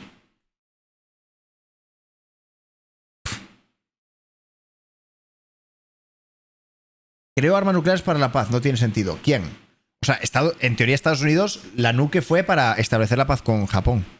Sí, claro, por supuesto. A ver, quiero decir, cuando pasó eso, Japón dijo, Estados Unidos, lo sentimos mucho, nos salimos de aquí, ¿vale? Literalmente Japón salió del servidor, ¿vale? Es que, ¿qué vas a hacer? ¿Qué vas a hacer? Además, Irán firmó el Tratado de No Proliferación Nuclear, que como ya sabéis es un acuerdo internacional para frenar la expansión de armas nucleares. Echaron lo que quieran. ¿Lo hizo con otras intenciones? Eso es algo que nunca sabremos. Lo que está claro es que en los años 70 el programa nuclear iraní creció con fuerza. De hecho, pronto se inauguró el Centro de Investigación Nuclear de Teherán, que contaba con un pequeño reactor. Pero llegó 1979 y la historia de Irán dio un giro radical con la Revolución Islámica. El Shah fue derrocado y reemplazado por un gobierno islamista radical, liderado por el ayatolá Ruhollah Khomeini. Yo por lo que decís es cierto, Japón ya... No es que Japón se estuviese comiendo a Estados Unidos y Estados Unidos dijese, hostia, qué miedo, nos pueden ganar en algún punto. Yo creo que fue la prueba de la nuke. Dijeron, vamos a ver qué pasa con una nuke, cómo reacciona el mundo entero, ¿sabes? Es más una prueba social, es más un experimento social, bro, ¿sabes? Es más, yo creo que era más eso, ver cómo realmente impactaba en una sociedad o en el mundo o algo así. Claro, había que probarla, tío. Es que había que probarla, tío. Tal cual. Y sobre todo, por el poder que les da diplomáticamente hablando por encima de otros países, ¿sabes? Que siempre han jugado mucho a eso. ¿Sabes lo que te digo? Que vio con desconfianza el programa nuclear, y es que Khomeini asociaba el programa nuclear a la influencia occidental que tanto querían erradicar. En los primeros años del régimen decidió poner stop a gran parte del desarrollo nuclear. Sin embargo, la posterior guerra contra Irak les hizo darse cuenta de que necesitaban reforzar sus capacidades defensivas. Y volvieron a pensar en el programa nuclear. ¡Qué casualidad! Con la ayuda de China se abrió un centro de investigación nuclear en Isfahán, que no pasó desapercibido en Washington. Preocupado de que pudieran acabar obteniendo armas nucleares, el presidente Bill Clinton decidió tomar cartas en el asunto, firmando una ley que castigaba a cualquiera que echase una mano a los iraníes. El gran punto de inflexión llegó en 2003, cuando el director del organismo internacional... Claro, pregunta que os hago, chicos. Perdón que pare tanto, pero me gusta saber y así hablamos también un poco del tema. Os pregunto, ¿realmente se permitió fabricar nukes a múltiples países, pero estos países no? Y ahora te pregunto yo, ¿por qué? O sea, ¿bajo qué premisa unos sí y otros no? ¿Se entiende lo que digo? O sea, esto realmente... a mí no me parece descabellado que un país diga, pues yo también quiero bombas nucleares si los tiene ellos. O sea, ¿me entiendes por dónde digo? Vale, porque esto no tiene cabeza. Bueno, Estados Unidos mucha cabeza tampoco tiene, ¿eh? ¿Qué quieres que te diga? Pero, claro, no tienen cabeza para ti, pero... O sea, yo es que entiendo que esta gente diga, oye, es que Israel tiene nuke, quiero una. ¿Sabes lo que te digo? Claro, es que yo lo entiendo, tío. ¿Sabes? Energía atómica, Mohammad el-Baradei visitó Irán. En ese momento Irán no quiso firmar un acuerdo que permitiera a los inspectores entrar más rápido y sin... Es que el tratado que debería existir en el mundo es no se puede crear ninguna nuke. El país que cree energía, o sea, que cree armamento nuclear debe ser literalmente exterminado. Y lo digo en serio, ¿eh? O sea, igual te está pareciendo muy drástico lo que estoy diciendo. A ver, exterminado se entiende lo que es las fuerzas militares y eso. O sea, es como debería ser esto. O sea, lo que tendrían que destruirse las bombas o... No sé, lo que sea, ¿vale? Pero cualquier país que desarrolle bombas nucleares debería ser exterminado. Y lo digo en serio, ¿eh? Claro, o todos o nadie. Intervenido es la palabra, correcto. Correcto. Pero exterminado me refiero... Sí, es que estoy sin dormir, he dormido 3 horas hoy y a veces digo cosas que no tienen sentido, lo siento. No tengo ningún guión aquí. Entonces, tío... Es lo que debería haber ocurrido, tío. Pero por lo que sea, han dicho, no, pues mira, vamos a tener... Claro, bueno, porque comentó él. Para tener ese poder diplomático sobre otras potencias. Que ya ves tú qué injusto y que... ¿Sabes? Las trabas, lo que hizo que muchos sospechasen de que estaban intentando fabricar armas nucleares. Aunque el Organismo Internacional de la Energía Atómica dijo que en general Irán cumplía con el Tratado de No Proliferación, los inspectores encontraron rastros de uranio muy enriquecido en Natanz. Y vamos a hacer aquí una pausa para explicar un par de cosillas. El uranio se utiliza... Que obviamente tener una nuke significa que si, por ejemplo, tú eres... Irak y dices voy a atacar Estados Unidos. ¿Por qué atacas a Irán? Tienen bombas nucleares. ¿Y por qué no atacas a Rusia? ¿Estás loco? Es justo lo que iba a decir. Supongo que es eso. Irak decide atacar a Estados Unidos. Nunca lo van a hacer. Mucho depende si tu país tiene depósitos ¿sabes? De uranio o plutonio. Si los tienes puedes hacerlas. Se dice que Israel tiene al igual que Pakistán. Y la India, entonces ¿por qué no Irán? De ahí la hipocresía. Ya. Pero claro, ese es el tema, ¿no? Esa nuke no llega o a Corea. ¿Cómo? ¿Cómo que esa nuke no llega? ¿Tú crees que Estados Unidos no puede pegarles una nuke a Irak? ¿Cómo no? Existen los aviones y los transportes de las nukes, ¿cómo que no? O sea, claro, tú igual estás hablando de nukes que tiran desde casa, pero no yo te hablo de eso, ¿eh? Yo te hablo de una nuke que puedan bombardear, como ha pasado en Japón, ¿vale? O sea, si me entiendes, o barcos, hay barcos que pueden desarrollar, ¿sabes? Pero a lo que voy es... ya lo dice Estados Unidos y Japón, claro, lo digo yo. Pero, claro, yo supongo que es un poco... Oye, tengo bombas nucleares, es que ¿quién va a atacar a un país que tiene bombas nucleares? Aunque luego realmente ni las usen, ¿sabes? Pero disuasoriamente hablando, es la puta clave. Y eso es lo único que entiendo, porque las quieran conservar. Pero claro, es tan injusto y tan complicado y tan peligroso. Porque claro, tú te puedes confiar en que en Trump no se le va la olla, o que ninguno se va a ir la olla porque tienen cabeza, ¿no? Son líderes. Pero yo visto lo visto, no sé qué pensar. Es que ya pasó una vez, es que quiero que entendáis. Quiero que se entienda, ya pasó una vez. Todos estábamos súper felices en nuestro mundo idílico y vino una puta pandemia mundial que mató... No sabéis a cuánta gente mató eso, ¿eh? Es que te empiezas a pensar en las cosas surrealistas que pueden llegar a ocurrir y te quedas solo. Reactores nucleares para generar ¿sabes energía, lo que te digo? pero cuando se enriquece puede ser convertido en material para armas nucleares. El uranio natural contiene solo alrededor del 0,7% de uranio 235, el isótopo necesario para la fisión nuclear. Para fines militares se requiere un enriquecimiento del 90% o más. Por lo tanto, el nivel de enriquecimiento del uranio es crucial. Volviendo al tema, Irán aseguró que los rastros de uranio enriquecido se debían a equipos contaminados que habían comprado fuera. Pero ya era tarde, las dudas ya habían surgido en todos sus rivales geopolíticos. A finales de 2003, Irán decidió detener el enriquecimiento de uranio para bajar un poco la presión y firmó el protocolo adicional del Tratado de No Proliferación Nuclear, permitiendo más inspecciones en sus instalaciones. El siguiente escándalo llegó cuando Abdul Qadir Khan, el padre del programa nuclear de Pakistán, confesó que había ayudado a Irán a conseguir tecnología para enriquecer uranio. A partir de ahí, con la careta ya quitada, Irán no perdió el tiempo y retomó el enriquecimiento. En 2009 las alarmas se dispararon. Un informe del Instituto para la Ciencia y la Seguridad Internacional reveló que Irán ya tenía suficiente uranio poco enriquecido como para fabricar una bomba nuclear. El último paso que le faltaba era convertir ese uranio poco enriquecido en uranio altamente enriquecido, algo que puso ya a muchos países nerviosos. Pero Irán no se frenó. El país finalizó e inauguró su primera planta nuclear en Bushehr, y por si fuera poco se descubrió una segunda instalación secreta cerca de Qom. Poco después, Ali Akbar Salehi, jefe atómico de Irán y ministro de Asuntos Exteriores, anunció que el programa nuclear de Irán era autosuficiente e incluso conectaron la planta de Bushehr a la red eléctrica, convirtiéndose en el primer país de Oriente Medio en generar electricidad con energía nuclear. Pero la cosa se complicó más en 2012. Irán comenzó a enriquecer uranio en su instalación de Fordo, alcanzando niveles de pureza del 27%. Pero esto puso... Claro, pero es que entonces llevan un tiempo... O sea, realmente es cierto que llevan un tiempo haciendo algo que no deberían haber hecho, ¿no? Se supone. No deberían haber hecho en función de lo que está hablado en el mundo entero. O sea, realmente es cierto, ¿no?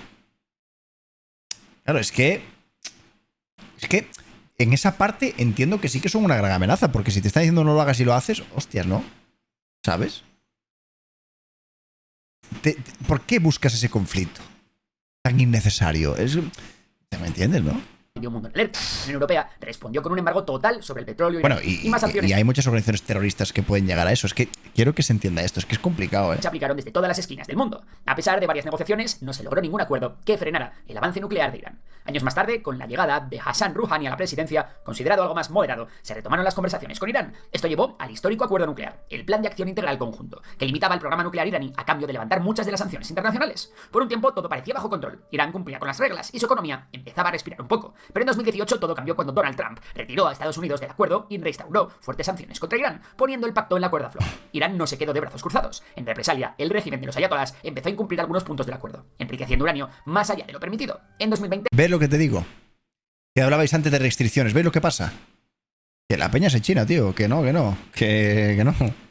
Que no puede restringir nada, tío. El asesinato de su principal científico nuclear, Masen Fakhrizadeh, dio un golpe duro a Irán, aumentando el sentimiento antioccidental y reforzando... Claro, es que todas las decisiones que toma Estados Unidos afectan directamente al Oriente Medio. Es que es lo que os digo, que están metidos en todo el meollo. Y allá toman por culo, tranquilos. Su determinación de avanzar hacia la autosuficiencia nuclear. Con la llegada de Joe Biden a la presidencia de Estados Unidos en 2021, el enfoque hacia Irán volvió a cambiar. Biden estaba dispuesto a revivir el acuerdo nuclear y retomó las negociaciones con Irán. Las conversaciones en Viena avanzaban a paso lento, mientras Irán seguía enriqueciendo uranio, llegando al 60%. Para 2023, las alarmas sonaban cada vez más fuertes, y más cuando el organismo internacional de energía atómica informó de que había encontrado uranio enriquecido al 83,7% en Irán. Aún así, la intención de reforzar el acuerdo estaba sobre la mesa para ambos países. Sin embargo, todo cambió con el reciente conflicto de Oriente Medio, reavivado el 7 de octubre de 2023 con el ataque de Hamas a Israel. El inicio de las operaciones militares israelíes contra los aliados de Irán, que ha escalado hasta cotas inimaginables en las que Israel e Irán se han llegado a atacar directamente, ha tirado por tierra los avances en las negociaciones del acuerdo nuclear. Mientras que Israel buscaba claramente desmantelar la capacidad nuclear iraní, Estados Unidos se mantiene en una especie de cuerda floja, apostando por defender a Israel mientras le pide que no bombardee instalaciones clave para la producción de energía de Irán, con el fin de que el conflicto no escale. Joe Biden ha advertido por activa y por pasiva que cualquier respuesta debe ser proporcionada y que no se debe atacar directamente instalaciones nucleares. En la cuerda floja también está Teherán, intentando por un lado que el conflicto no escale a mayores, mientras que por el otro tienen que responder a Israel para no mostrar debilidad interna. Y así llegamos al día de hoy, con una Irán que está ya muy cerca de poder desarrollar armas nucleares. Dios, tío,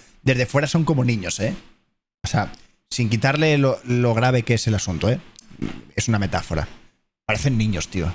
Es una locura, tío. Y con un Israel que quiere evitar a toda costa. No obstante, es posible que se te esté viniendo una pregunta a la mente. ¿Por qué Irán lleva tantos años tratando de desarrollar armas nucleares? Qué locura, tío. Primero, porque hacerlo no es nada fácil. Y segundo, porque Irán ha tenido un montón de contratiempos y problemas. Ahora os lo cuento. Uno de los mayores quebraderos de cabeza para Irán ha sido la presión económica y diplomática ejercida por la comunidad internacional, sobre todo por parte de Estados Unidos. Es que no son niños, europeos. tío. Desde el momento en el que se revelaron las primeras actividades nucleares sospechosas, empezaron las sanciones. Primero fueron restricciones económicas, pero luego vinieron embargos comerciales, que impactaron en sectores clave como el petróleo, la banca y la tecnología. Además, varios países, en especial Israel, han llevado a cabo operaciones encubiertas para frenar el avance nuclear iraní. El resultado, un virus informático conocido como Stuxnet y desarrollado en conjunto por Israel y Estados Unidos, paralizó durante años el programa. Otro gran escollo para Irán ha sido el asesinato de varios científicos nucleares iraníes, así como los sabotajes en varias instalaciones nucleares. Y por otro lado, dentro de Irán, la cuestión nuclear ha sido una fuente de división. Por un lado están los conservadores, que ven el programa como una cuestión de orgullo nacional y soberanía. Y luego están los reformistas, quienes prefieren ceder un poco en las negociaciones para aliviar la carga económica que suponen las sanciones internacionales. Pero si consigue superar estas barreras e Irán logra desarrollar armas nucleares, ¿qué consecuencias tendría que Irán desarrolle armamento nuclear? Es probable que otros países de la región... O sea, en el momento en que Irán consiga armamento nuclear, este es el problema. Este es el auténtico problema. Es intocable y dos, podría usarlo. ¿Entendéis el rollo? O sea, automáticamente se convierten en intocables y segundo, en una bomba de relojería. ¿Sabe lo que te digo? Aquí es donde tengo yo un poco el conflicto de entender un poco que se les prohíba desarrollar armamento nuclear por las cosas que han dicho, por el pasado, etcétera. Insisto, sin justificar el resto de daños a civiles, por favor. No sé si tengo que explicar esto, pero se entiende. Yo estoy hablando solamente a nivel ejércitos y líderes, ¿vale? Eso es lo que intento entender un poco mejor y estoy aprendiendo aún sobre el tema este, ¿no? Como Arabia Saudí, Egipto o Turquía se sientan obligados a seguir el mismo camino para mantener el equilibrio de poder en la región. O dicho de otra... Porque unos sí y otros no. Yo estoy de acuerdo contigo. Yo para mí todos deberían ser que no. Yo eso lo entiendo, pero claro, ¿Quién define el que tiene la cabeza para no usar la nuke? Es que eso es lo que voy. De manera, podría desencadenar ¿sabes? una guerra armamentística nuclear en la región. Un Irán con armas nucleares pondría a Israel en una situación de máxima alerta y le haría perder al país hebreo una de sus principales ventajas estratégicas. Tener la capacidad de producir armas nucleares fortalecería la posición de Irán como potencia regional y le daría una herramienta poderosa de disuasión frente a sus enemigos. Además, el Tratado de No Proliferación Nuclear podría perder credibilidad. Países que han renunciado a desarrollar sus propios programas nucleares, como Japón, Corea del Sur o Brasil, podrían reconsiderar esa decisión si ven que el tratado no es eficaz para contener a estados considerados como una amenaza. Además, Irán nuclear podría perder credibilidad. Países que han renunciado a desarrollar sus propios... Esta es la puta movida. Es que esta es la puta movida de todo esto. El mundo está en una paz, entre comillas, ficticia por este tema, ¿sabes? Renunciaron, claro, tío. Es que en el momento en que Irán desarrolle y tenga armas, ¿por qué no van a surgir países diciendo, ¿yo por qué yo no? Estos tíos lo han podido hacer y yo no puedo. Y yo tengo que tener miedo a todo el mundo menos que la gente me tenga miedo a mí. ¿Sabes por dónde voy? Propios programas nucleares como Japón, Corea del Sur Claro, o Brasil, es que esto es una puta liada, pero muy tocha, chicos. O sea, no somos conscientes del drama que es esta mierda, chicos. Lo digo en serio. Pase lo que pase. Esto es durísimo, Porque lo ves ahí en Twitter con los vídeos y la gente exagerando, diciendo gilipolleces.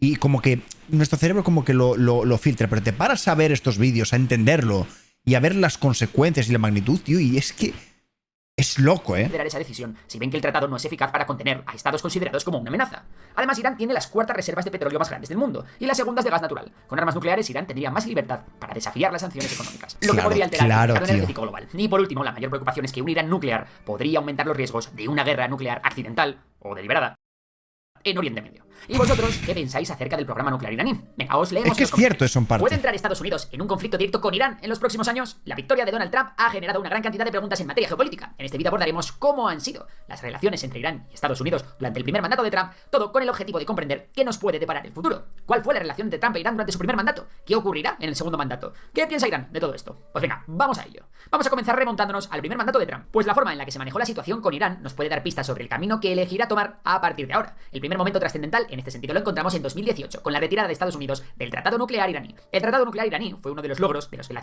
No considero que Trump sea lo peor de USA. Lo que considero es que Trump no debería ser ni presidente. Eso sí que lo tengo clarísimo. Es decir, más allá de todo, considero que no debería ni ser presidente. No sé cómo una persona así ha conseguido llegar a ser presidente. Vimos un vídeo el otro día de su pasado. De verdad, y es surrealista. O sea, y si me niegas esto... investiga un poco y mira el pasado de Trump, tío. Es que es un sinsentido. Obama o sea, más orgullosa. 5 años de trabajo. Es un corrupto de cojones. Tuvo un íntimo contacto con el Epstein. O sea, hay un montón de movidas. Bueno, lo he dicho el otro día, los Musk. Lo que dijo los Musk, yo me lo creo, Elon Musk es un tío que tiene el este del espectro autista. Es súper inteligente. Estaba chinado. Lo puso abiertamente y ya se conocía. Yo me creo lo que me dijo Elon Musk y ya me lo creía antes. Pero este tío, el Trump, no es el peor presi que ha tenido Estados Unidos, De hecho, en cierto modo, en algunas cosas fue bastante más tranquilo que, por ejemplo, este señor de aquí, que tiene un Nobel.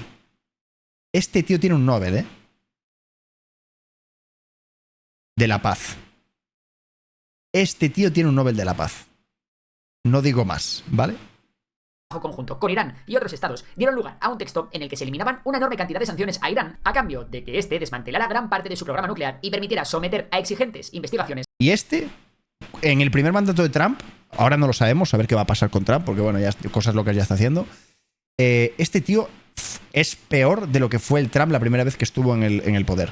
Eso es indiscutible, Os lo garantizo. Las partes que permanecieran en funcionamiento. A Trump este tratado no le hacía ni pizca de gracia, llegando a tacharlo de... El Trump de ahora ya no debería haberse firmado jamás de los jamases. De hecho, Trump intentó repetidamente salir de este acuerdo, pero miembros de su gabinete le convencieron durante un tiempo de que no lo hiciera. Lo que finalmente inclinó la balanza fue curiosamente Corea del Norte. En 2018, Trump tuvo al país asiático en el punto de mira y quiso establecer una política de mano dura contra el régimen de Kim Jong-un. Es en este momento en el que decide demostrar a los norcoreanos que Estados Unidos no se anda con chiquitas poniendo en jaque sus relaciones con Irán. Esto, por supuesto, no hizo ninguna gracia en Irán, pues su efecto no fue solo que Estados Unidos volviera a freír esas sanciones, sino que también disuadió a inversores de otros países de inyectar dinero en su territorio. 2 años más tarde, en 2020, los coreanos, Irán no tuvieron los chinos. otro encontronazo. En este caso, fue a raíz del asesinato de Soleimani, uno de los pesos pesados de Irán y comandante de la fuerza Quds. El que llegó a ser considerado por algunos como el segundo hombre más importante de Irán fue asesinado por orden de Trump, quien justificó que los servicios de inteligencia estadounidenses indicaban que Soleimani estaba a punto de atacar a 4 embajadas del país. Más tarde, el propio secretario de defensa de Trump tuvo que salir a aclarar que tal vez esos informes que mencionó el presidente no existían y que este había actuado en base a lo que él creía. Irán respondió a este asesinato con un ataque avisado previamente con misiles a bases estadounidenses estadounidenses en Irak. Hassan Rouhani, el presidente de Irán, durante el primer mandato de Trump, afirmó que ambos países estuvieron al borde de un conflicto militar en 3 ocasiones durante ese periodo. Además del asesinato de Soleimani, los otros 2 incidentes que citó fueron el derribo de un dron estadounidense por parte del ejército iraní en el Golfo Pérsico y el ataque a una instalación petrolera en Arabia Saudí, que Trump atribuyó a la actuación indirecta de Irán en Yemen. La tensión acumulada no acabó con la primera presidencia de Trump, pues ya durante la campaña electoral de 2024 nos encontramos con otro incidente. En este caso, un hombre iraní fue detenido por los servicios de inteligencia estadounidenses por, presuntamente, haber sido contratado para atentar contra la vida del expresidente. Guay, ¿esto qué? ¿Esto qué, tíos? Yo, o sea, de verdad, no, sin saber, no tengo una respuesta, nadie la tiene, supongo. A mí esto me parece más fake. O sea, es difícil de creer esto, la verdad. A mí me parece difícil de creer esto.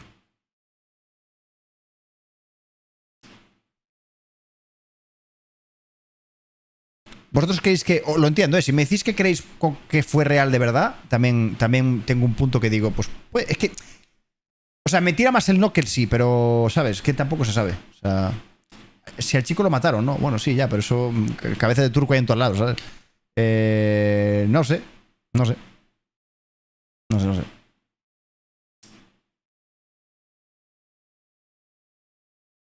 Alguien murió. Sí, bueno, me parece muy bien. Pero eso lleva pasando milenios y no pasa nada. O sea, de cabezas de turco ha habido toda la historia de la humanidad. ¿Sabes lo que te digo? O sea, a mí no me... El argumento vuestro de es que murió alguien, me lo paso por la polla, ¿eh? Chavales, o sea, me paso por la polla lo de murió una persona. Me da igual. O sea, no me da igual que haya muerto, me prefiero que no me sirve, ¿vale? Que es que en toda la historia de la humanidad ha habido cabezas de turcos, ¿vale? Dejaos de hostias para mentir, para manipular y etcétera, ¿ok? Eso no sirve de argumento. Ahora, que tú me dices que esto es cierto, te digo, lo puedo creer, ¿sabes? Lo de Kennedy también es fake. Bueno, lo que acabo de decir es una estupidez como un templo porque no tiene nada que ver una cosa con la otra. Pero, lo que digo, si me decís que creéis fehacientemente que esto es real, os digo, pues tienes un punto también, me lo creo. O sea, no te lo discutiría, diría, mira, pues yo a lo mejor creo más que no, pero no te diría, oye, pues tengo razón yo, ¿sabes? Quiero que entendáis mi punto, ¿vale? Me tira más el no que el sí, puede ser, pero por cómo se dan las circunstancias, es raro. Todo como venganza por el asesinato de Soleimani. El actual presidente de Irán, Masoud Pezeshkian, ha negado repetidamente... Pero si me decís que es real, yo digo, te compro el argumento. Irán durante su primer mandato no fueron particularmente fáciles, pero antes de ver cómo serán en este segundo mandato, vamos a detenernos un momento en el presente de Irán. La realidad con la que todo el mundo parece estar de acuerdo es que Irán se encuentra bastante debilitado. Un Israel envalentonado, con un enorme apoyo de Estados Unidos detrás, ha llegado incluso al extremo de atacar directamente territorio iraní, consiguiendo dañar el sistema de defensa antiaéreo de Teherán. La caída de Bashar al-Assad ha supuesto lo que puede ser el golpe definitivo al llamado eje de resistencia. Siria era el mayor aliado de Irán en la región desde 1979, cuando ayudó al país en su guerra con Irak. Actualmente era clave para que Irán transportara armas a Hamas en Gaza y a Hezbollah en el Líbano. Con el ¿Por qué sería fake que alguien intentara matar al presidente que ha vivido el país, que más ha vivido el país en USA? ¿La publicidad que le dio al propio Trump? ¿Tú sabes el impacto que puede generar en un cerebro de una persona indecisa, un tío que está a punto de ser asesinado por la oposición, que sale victorioso y que no le teme a la muerte? ¿Te lo explico así o no lo entiendes? Debilitamiento de Hezbollah y Hamas a costa de los conflictos con Israel, Irán todavía puede contar con las milicias iraquíes chiitas y los hutíes de Yemen. O sea, es una herramienta de marketing brutal, ¿vale? En cuanto a su programa nuclear, Irán es un mártir, efectivamente. intentó renegociar reformas. Bueno, un mártir no, porque el mártir es el que muere. No sé si es un mártir, es una persona... al tratado de 2015 tras la salida de Estados Unidos. Pero nunca se terminó por llegar a el un mártir acuerdo no es el muerto, que no sé si es un muerto realmente. O vale un vivo. vivo. En marcha proyectos para enriquecer uranio. El primer paso para conseguir una bomba nuclear. Las últimas informaciones aseguran que Irán podría tener acceso a una primera versión de un explosivo nuclear en menos de un año y que en poco más podría ponerlo en la punta de un misil balístico. Por su parte, Israel ha intentado frenar el avance nuclear de Irán a través de diferentes métodos. Uno de ellos fue una estrategia continuada de ciberataques con el nombre clave de Juegos Olímpicos, que buscaba atacar las centrifugadoras nucleares del país. Pero como eso no ha detenido las ambiciones iraníes, Netanyahu ha sugerido repetidamente ataques directos contra puntos clave del programa nuclear iraní. Los dos sitios clave en este aspecto son las instalaciones de enriquecimiento de uranio de Natanz y el laboratorio de Isfahan. Ambos sitios se encuentran bajo tierra y debido a esta profundidad Israel necesitaría una potencia armamentística enorme para atacarlos. La de Estados Unidos. Ahora mismo no tiene, pero que sí que Estados Unidos podría darle. Irán, debilitado y arrinconado tanto por las presiones de Estados Unidos como las de Israel, parece buscar refugio en la disuasión nuclear para... Qué bien representado está Estados Unidos con las gafas, me parece. Intentar reforzar su posición en un Oriente Medio inestable y cambiante. Para aumentar este esfuerzo, Irán ha firmado un pacto de colaboración con Rusia a inicios de 2025, en el que ambos acordaron colaboración en materia de... El mártir es el muerto, claro, es lo que he dicho. Por eso, como decía, es que Trump es un mártir. O sea, no puede ser un mártir porque no murió, ¿no? ¿Se entiende? Seguridad y defensa. Rusia e Irán ya... No, porque el mártir no es el muerto. El mártir sería Trump en este caso. El mártir no es la persona que muere o sea, por ejemplo, muere por culpa de otra cosa, ¿no? Que es mala Y claro, es al revés. Tenían posiciones cercanas, suministrando este último armamento a Rusia para reforzar el frente ucraniano. Ahora bien, ¿qué nos depara el futuro con Trump? Si bien haya una incertidumbre al respecto, una cosa podemos tener por segura: la relación entre ambos países no va a ser muy amigable, que digamos. Esta idea ha quedado todavía más clara, si cabe, tras el nombramiento por parte de Trump de Marco Rubio como responsable de política exterior. Marco Rubio ha dejado claro que su labor en la Casa Blanca va a estar marcada por unas ganas de bulla similares a las que había durante la Guerra Fría. Si bien la Unión Soviética ya no existe, Rubio ha puesto nombre al que considera el gran enemigo de Estados Unidos en el siglo XXI, el eje de la ira formado por China, Rusia, Corea del Norte y, por supuesto, Esto de aquí da miedo, ¿eh?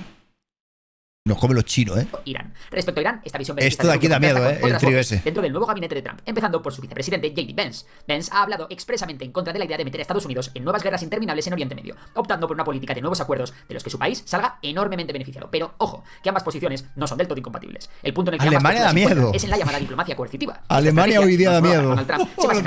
Presión de manera constante a un Alemania país hoy en día es un paraíso, para tío. acabar llegando a un acuerdo en el que la parte dominante sale beneficiada. La manera más clara con la que Trump puede mostrar la fuerza de Estados Unidos es a través de aumentar su apoyo a Israel para que este siga poniendo contra las cuerdas a Irán, o incluso hacer una demostración directa de la capacidad militar del país. Por supuesto, al igual que pasó con la retirada del acuerdo de 2015, Trump probablemente busque realizar un movimiento atrevido que ponga de manifiesto su peligrosa imprevisibilidad de cara a una potencial mesa de diálogo. Además, el tratado de cooperación entre Irán y Rusia aumenta el peligro en este tipo de movimientos. La presión también podría venir por la vía económica, a través de sanciones y especialmente a través de controlar el petróleo que entra en Irán, algo que sería devastador para el país. La pregunta que queda es saber exactamente qué es lo que contendría un supuesto acuerdo empleando esta diplomacia coercitiva. La respuesta no es tan sencilla, porque el tratado de 2015 ya consiguió que Irán cediera el 97% de su uranio, retrasó el desarrollo de centrifugadoras nucleares, que son las máquinas necesarias para enriquecerlo, y permitió la entrada de inspecciones internacionales. Parece que la base de un nuevo acuerdo debería ser algo parecido a eso, pero sin que esta vez viniera acompañado del levantamiento de sanciones, o al menos no de la gran mayoría. Sin embargo, en el escenario en el que nos encontramos, debemos tener en cuenta el papel de Rusia como defensora de los intereses de Irán, y el de Israel, que querrá también su parte del pastel, quien ya ha demostrado en los últimos meses que no es fácil de controlar o disuadir. Como con tantas otras cosas que rodean esta segunda llegada de Donald Trump a la Casa Blanca, la relación con Irán está un poco en el aire. Sin duda, todo parece indicar que la firmeza con la que se quieren encarar las relaciones internacionales también será el protagonista en un Oriente Medio muy distinto al que dejó el presidente estadounidense en 2020. Está por ver cómo se materializan en actos concretos todas las ideas y nombramientos que Trump lleva encadenando desde que ganó las elecciones el 5 de noviembre.